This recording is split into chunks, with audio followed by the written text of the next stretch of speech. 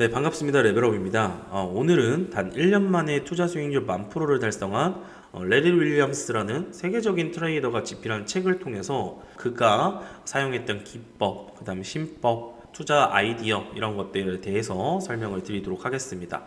이 기법을 통해서 이 랠리 윌리엄스는 세계 트레이딩 월드컵에 출전을 했고요. 1만 달러를 무려 110만 달러를 불리면서 우승을 차지하게 됩니다. 뿐만 아니라 자신의 딸 미셸에게도 이 같은 투자 방법을 알려줘서 그 딸도 17살이라는 나이로 트레이딩 월드컵에 참여를 했고 무려 1만 달러를 10만 달러를 만들면서 그 딸 또한 우승을 차지한 기법입니다. 그리고 그가 이제 실질적으로 라이브 강의를 좀 통해서 트레이딩을 같이 했는데 랠리 윌리엄스의 100만 달러 챌린지 방송을 좀 시작을 했고 21번의 생방송 동안 125만 달러를 달성하면서 챌린지까지도 성공하면서 엄청나게 전설적인 인물이 된 거죠. 이 전설적인 인물이 60년 동안 투자를 했고 그 경험을 바탕으로 집필한 책을 통해서 우리는 그의 기법과 아이디어를 찾아보는 시간을 갖도록 하겠습니다. 레디 윌리엄스 같은 경우에는 이 책에서 그렇게 말을 해요. 월등한 수익을 낼 수 있다. 그만큼 장담하겠다라는 말을 한 만큼 굉장히 강력한 기법이라고 생각을 하고요. 그가 제시하고 있는 세 가지 조건이 있는데 그 조건은 60년간 매매하고 그 다음에 연구를 하면서 지켜봤는데 모든 매수 타이밍 포착하는 기법 중에 가장 수익률이 높았고 일관성이 있었다라는 얘기를 합니다. 일단은 이 랠리 윌리엄스가 가장 중요하게 생각했던 거는 고점과 저점의 의미입니다. 책에서 이런 표현을 쓰는데 외국어를 배울 때 알파벳을 먼저 배우는 것만큼 중요하다라는 말을 합니다. 단기적으로 봤을 때 가장 낮은 게 저점이고요. 가장 높은 게 고점인데 이 고점과 저점을 파악해서 거기에 대한 의미를 찾고 그것을 조합하는 게 시장을 바라보는데 굉장히 중요한 포인트다라는 말을 합니다. 가볍게 해볼까요? 여기서부터 저점이 단기적으로 봤을 때 여기고요. 제 고점이 여기고 또 단기적인 저점이 여기고 또 단기적인 고점이 여기고 이런 식으로 이렇게 저점과 고점을 오가면서 이제 캔들들이 움직이는데 저점과 고점을 만들어주는 이 변곡 라인이 랠리 윌리엄스는 굉장히 중요하다라는 말을 합니다. 이게 왜 중요한지는 제가 계속 설명을 하면서 왜 중요한가에 대해서 설명을 계속 진행해 보도록 하겠습니다. 제가 봤을 때는 이 책의 가장 중요한 방점이지 않나라고 생각이 드는 표현을 합니다. 그게 뭐냐면 최저점의 일봉의 고점을 상회한다면 단기 하락의 추세가 종료되었다고 확인할 수 있고 최고점을 찍은 일봉의 저점을 하회한다면 단기 상승 추세의 종료를 확인할 수 있다라는 표현을 합니다. 말로 들었을 때는 잘 이해가 안 되는데 제가 예시를 좀 들어드리면 쉽습니다. 자, 여기 보시면 이 중기 추세의 최저점은 어딘가요? 여기죠. 그리고 이 중기 추세의 최저점의 일봉의 캔들은 제가 이렇게 동그라미 친 부분입니다. 그러면 이 녀석의 이 일봉의 최저점을 찍었던 일봉의 고점을 넘어가게 된다면 이렇게 캔들이 넘어가게 된다면 단기적인 하락하고 있던 추세의 전환이 될 수 있다라는 것을 말합니다. 반대로 여기가 최고점이 되죠. 그리고 제가 동그라미 친 게 이 최고점이 일봉이 되는 거죠. 그리고 여기에 저점, 이 일봉의 저점을 하향 이탈하게 된다면 이게 바로 단기적으로 추세의 전환이 된다라고 볼 수 있습니다. 이게 왜 중요하냐면 랠리 윌리엄스가 매수의 근거로 삼았던 내용이 저점 당일 고점 라인을 돌파했을 때입니다. 그렇기 때문에 이 저점 이 고점을 넘어가는 게 굉장히 중요한 포인트다라는 것을 인지를 하고 계셔야 돼요. 이거는 진짜 별표 5개를 치셔야 됩니다. 그 다음에 랠리 윌리엄스가 이렇게 저점 변곡을 파악한 이후에 바로 여기서 매수가 들어가느냐? 그렇지 않습니다. 왜냐하면 소위 말해서 타 유튜버에서는 이제 변동성 돌파 전략이라고 단기 매매하는 방법에 대해서 설명을 많이 하셨더라고요. 내용은 거의 똑같습니다. 하지만 왜 저점, 이 변곡에서 바로 들어가지 않느냐? 추가적인 상승의 힘을 찾고 완벽하게 이 저점을 돌렸는지 확인하기 위해서 매수 타이밍을 잡는 거거든요. 그걸 읽어드리면 뭐 전일 가격 변동폭 대비 50% 이상 나왔을 때 매수를 한다라고 하는데 말로 했을 땐 좀 이해가 안 되죠.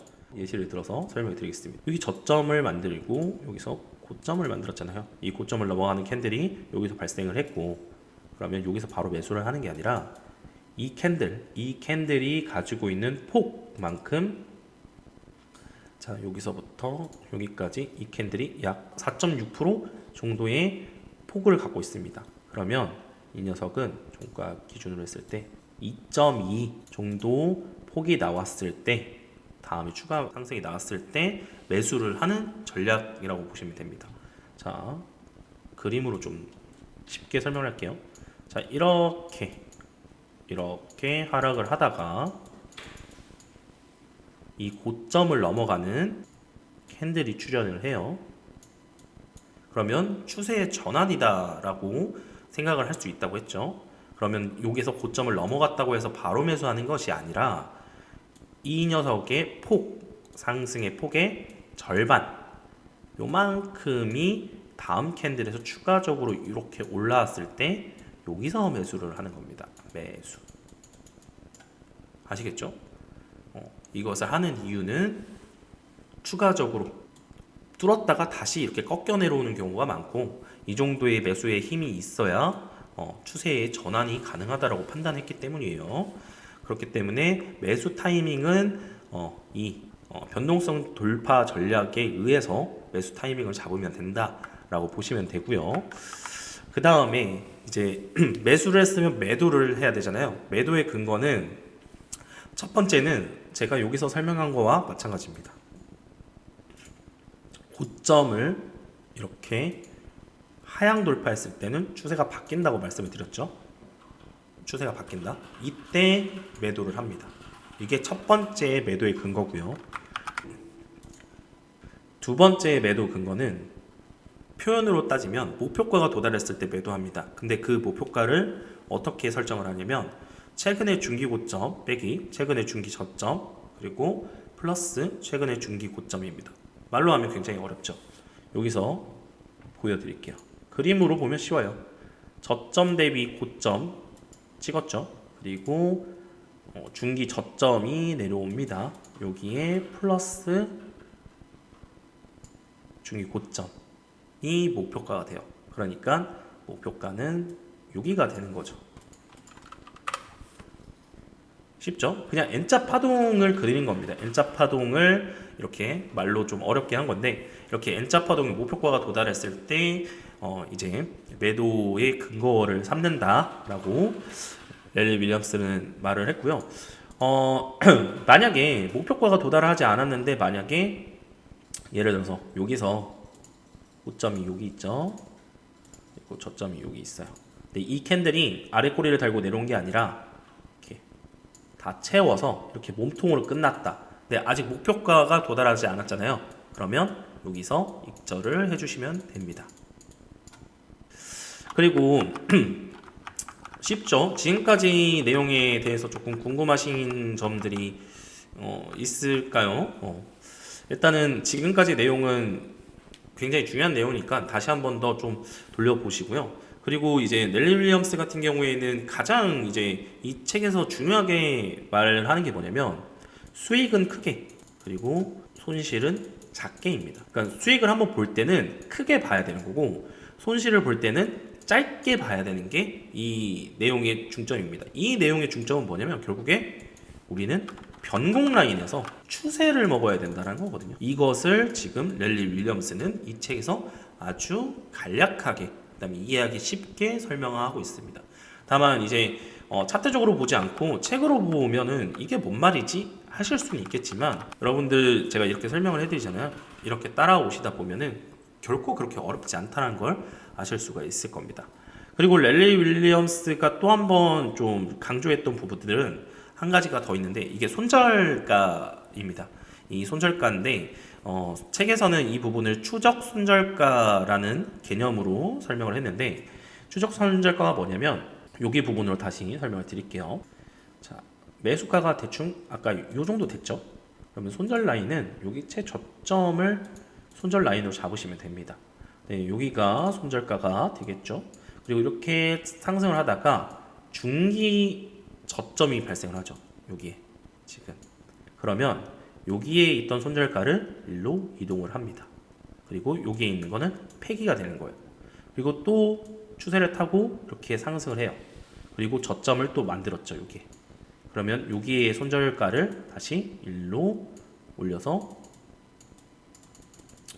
올리는 거죠. 여기 있는 거는 폐기를 하고, 결국에는 이렇게 손절 라인을 계속 올려가면서 이 추세를 길게 먹을 수 있게끔 하기 위한 행위이거든요. 이것도 이 개념 자체가 그냥 추세를 활용한 기법이다라고 보시면 됩니다. 근데 이제 다만 이 매매하는 매수 타이밍, 변동성 돌파 전략만 가지고 단기적으로 보시는 거는 사실상 랠리 윌리엄스가 뭐 표방하고 있는 매매가 아니다. 그 전설적인 트레이더가 표방하고 있는 매매는 추세를 길게 먹는 걸 표방하는데, 그냥 타 유튜브에서는 그냥 이런 구간에서 변동성을 가지고 뭐 시가에 매도하는 이러한 기법만 알려주고 있기 때문에 사실상 이게 승률 자체가 높지는 않거든요. 사실 승률이 이렇게 높은 매매는 아닙니다. 하지만 이 승률을 커버하고도 남는 이 추세를 먹는 거기 때문에, 그리고 짧게 끊을 수 있는 손익비가 있기 때문에 승률이 높지 않아도 결국엔 복리로 쌓아가면 승리할 수 있는 건 우리다 라는 것을 랠리 윌리엄스는 계속 강조하고 있거든요. 그렇기 때문에 여러분들이 이제 이 매매하는 타이밍, 매매 타이밍을 재는 이 소위 말해서 변동성 돌파 전략만 생각을 하지 마시고, 변곡이 어디에서 나오는지, 그리고 그 변곡에 따라서 어디서 우리가 그 돌파 전략을 가지고 매수를 잡고, 그다음에 이 추세를 길게 먹을 수 있는, 그다음 목표가를 세울 수 있고, 그다음에 만약에 목표가가 도달하지 않았음에도 어디서 매도를 해야 되는지, 이것을 항상 생각을 하면서 매매를 하시면 저는 엄청나게 도움이 많이 되실 거라고 봅니다. 그리고 두 가지만 더 말씀을 드리고 이 영상을 종료를 할 건데, 한 가지 더 이제 랠리 윌리엄스가 말하는 거는, 이익을 담보하는 핵심은 이 가격폭에 있다라고 말을 하고, 주가의 움직임은 계속 반복을 한다고 합니다. 이렇게 크게 시세를 냈다가 그 다음에 가격폭이 작아지고 다시 크게 내고 작아지고 크게 내고 작아지고 크게 내고 작아지고 크게 내고 작아지고, 이거의 반복이라고 하고요. 이 흐름을 되게 규칙적으로 나타내면서 이루어지기 때문에 단기 매매하는 데 있어서 굉장히 중요한 핵심이다라는 표현을 합니다. 근데 이게 왜 중요한 핵심이냐면, 자, 결국에는 우리는 변곡점을 찾아야 되는 거잖아요. 그러면 여기 보시면 이렇게 크게 하락을 합니다. 그리고 여기서 폭이 작아졌죠. 그러면 이 폭이 작아지면 여기서는 이제 다음에는 또 크게 움직일 거예요. 근데 이게 상방으로 터질지 하방으로 터질지는 아무도 몰라요. 하지만 크게 움직인다는 게 중요합니다. 그러면 크게 움직이고 이렇게 작게 움직이면 상방이든 하방이든 어쨌든 변동성이 다시 한번 나올 것이다 라는 것을 인지를 하셔야 되는 거고, 그렇게 됐을 때 만약에 우리가 매수 전략, 매수의 근거가 부합을 한다면 매수가 들어갈 수 있게 되는 거죠. 여기서도 이렇게 지금 보시면 고점이 여기죠. 얘가 고점이에요. 이 캔들이. 그리고 저점이 여기이기 때문에 여기가 하향 이탈했죠. 그렇기 때문에 하락 추세로 변한 거예요. 그러면 여기가 저점이죠. 단기 저점. 근데 이 저점의 고점을 이 캔들이 넘어갔죠. 그러면 매수를 할 수 있는 포인트이지 않습니까? 랠리 윌리엄스의 이론에 따르면. 자, 매수를 해볼게요. 그리고 여기와 여기 변동성의 절반 정도가 왔을 때 매수를 하는 겁니다.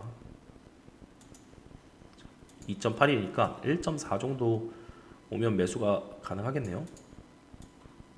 이렇게 요 정도 여기가 오면 매수가 가능해요. 근데 아쉽게도 매수가 안 됐죠. 매수가 안 되고 저점을 갱신했기 때문에 여기에 매수 포인트는 폐기가 되는 거예요. 저점을 갱신했고 못 넘어왔기 때문에 다시 한 번 더 저점이 갱신이 되고 또 저점이 갱신됐을 때 여기서 아까 여기서 매수가 가능하다는 걸 아셨으니까, 그리고 나서 이렇게 추세를 먹는 거예요. 뿐만 아니라 아까 목표가를 설정하는 방법에 대해서도 말씀을 드렸잖아요. 여기서도 자, 이미 하락의 추세로 변경이 됐어요. 어디서 확인이 됐죠? 이 저점을 훼손했을 때, 그러면 여기서 작아졌을 때 위로 갈 가능성보다 아래로 갈 가능성이 더 높다라고 판단할 수 있는 근거가 뭔가요? 중기 하락 이후에 중기 상승, 중기 고점을 만들고 이렇게 해야지 이 녀석의 목표치가 나온다고 말씀을 드렸습니다. 여기가. 그럼 최소한 여기까지는 내려올 가능성이 있다라는 걸 염두하고 여기서는 상방을 보는 것보다는 하방을 보는 게 더 맞겠죠. 그러면 이게 나오고 나서 단기적인 목표치가 좀 채워지고 나서 저점을 확인하고 이제 매수의 근거를 기반으로 매수가 들어간다면 여러분들은 이렇게 긴 추세를 먹을 수 있는 부분이 되는 겁니다. 그러니까 롱에서만 좀 얘기를 했는데 숏에서도 얘기를 하면, 자, 여기서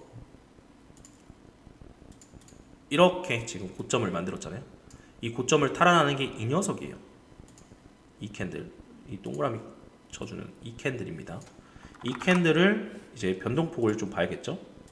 자, 여기서부터 여기까지 약 3.5%니까 한 1.7% 정도, 여기서부터 1.7% 정도 더 내려가면은 매수를 할 수 있겠죠. 1.7 뭐 요 정도 되겠네요. 여기서 매수가 들어가게 되는 거예요. 손절 라인은 여기가 되는 거. 그리고 여기서 매수가 됐으면 이렇게 가서 이렇게 목표치를 채우는 데까지 수익을 볼 수 있고, 혹은 여기 보시면 저점을 갱신하고 이 저점을 넘어가는 양봉이 발생하잖아요. 이 고점, 저점의 고점을 넘어가는 양봉이 발생하기 때문에 여기서 수익 실현을 했어야 되는 거죠. 이렇게도 사용이 가능합니다. 이게 지금 랠리 윌리엄스가 얘기해주는 추세를 활용한 긴 부분들을 먹을 수 있는 것을 설명을 해주고 있는 거고요. 꼭 이거를 좀 상기하면서 변곡 라인에서 손익비가 높은 자리에서 긴 추세를 먹어야 우리는 복리적으로 굉장히 큰 이득을 볼 수 있다. 이거를 조금 생각을 해주셨으면 좋겠고, 그리고 마지막으로 얘기해드리고 싶은 거는 이제 계좌 관리에 대한 중요성에 대해서 이제 윌리엄스가 엄청나게 강조를 하거든요. 근데 이 계좌 관리에 대해서 좀 설명을 드리면 위험률이라는 걸 좀 책정을 합니다. 위험률이라는 건 뭐냐면, 내가 만약에 소심하고 겁이 많은 분들 같은 경우에는 5%에 대한 위험률만 용납을 하는 거예요. 그 다음에 내가 평범한 수준이면 10에서 12% 정도만 위험률을 용납을 하는 거고, 상당한 실력의 소유자는 그 위험률의 기준은 15에서 18% 정도까지 할 수 있고요. 그 다음에 내가 좀 공격적인 투자자, 그 다음에 위험을 좀 즐기는 투자자면 그 위험률을 20%까지 늘려서 할 수 있는데, 위험률을 따지는 이유는 내가 한번 투자했을 때 투자할 수 있는 계약수 혹은 주식수를 뜻하는 겁니다. 넬리 윌리엄스가 정의를 해놓은 거예요. 계산하는 방법은 계좌 잔고 곱하기 위험률의 최대 손실률, 손실액을 나눠주면 된다고 하거든요. 이거 조금 이렇게 말을 하면 복잡할 수 있으니까 예시를 한번 들어드리죠. 자, 제가 500만 원을 가지고 있습니다. 500만 원. 저는 평범한 수준의 위험률을 감당할 수 있어요. 제 성격상 10%만 감당할 거예요. 위험률. 그리고 나는 5만 원만 잃어도 안 될 것 같아요. 제 최대 손실액은 5만 원일 것 같아요. 그럼 500만 원 이제 곱하기 0.1을 하는 거고요. 여기서 나누기 5만 원을 하는 겁니다. 이렇게 됐을 때 이 결과값이 5가 나오거든요.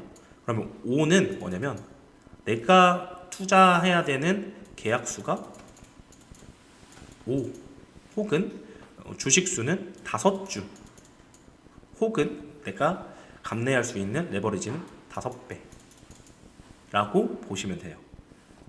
랠리 윌리엄스가 이 위험률에 따라서 계좌를 첫 번째 1회 투자할 수 있는 투자 수익률을 수치화시킬 수 있게끔 이렇게 제시를 해놨습니다. 뭐 이거는 본인에 맞게끔 좀 제시를 하면 될 것 같고요. 결국에는 랠리 윌리엄스가 강조한 건 이거예요. 긴 추세를 먹어서 복리적으로 굴려간다고 하면 승률이 중요하지 않다. 손익비와 얼만큼 내가 크게 먹었느냐가 중요하다라는 점을 강조했다는 걸 다시 한 번 더 상기를 해주셨으면 좋겠고요. 오늘 좀 이 랠리 윌리엄스가 쓴 책을 기반으로 해가지고 여러분들께 이제 매매 전략이라든지 그가 갖고 있는 생각, 신법 이런 것들을 소개를 시켜드렸는데 많은 도움이 되셨으면 좋겠습니다. 그러면은 다음에도 더 좋은 영상으로 찾아뵙도록 하겠습니다. 감사합니다.